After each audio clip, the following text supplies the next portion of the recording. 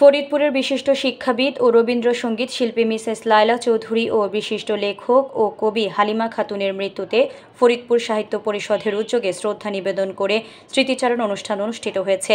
ফরিদপুর জেলা প্রতিনিধি জাকিব আহমেদ জ্যাক জানান, বুধবার সন্ধ্যায় ফরিদপুর সাহিত্য পরিষদের কার্যালয়ে স্মৃতিচারণ ও কবিতা পাঠের আয়োজন করা হয়।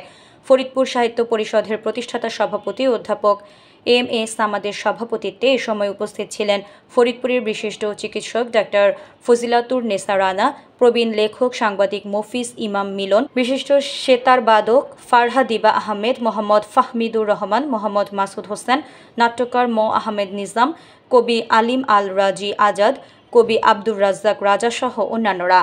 বক্তারা বলেন, মিসেস লায়লা চৌধুরী ও হালিমা খাতুন স্ব ক্ষেত্রে ব্যাপক অবদান রেখে গেছেন। তাদের মৃত্যুতে যে শূন্যতা সৃষ্টি হয়েছে তা পূরণ হবার নয়। ফরিদপুরবাসী তাদেরকে শ্রদ্ধা ভরে স্মরণ করে। সবকিছু শিখে সাইকেল চালানো, গাড়ি চালানো সব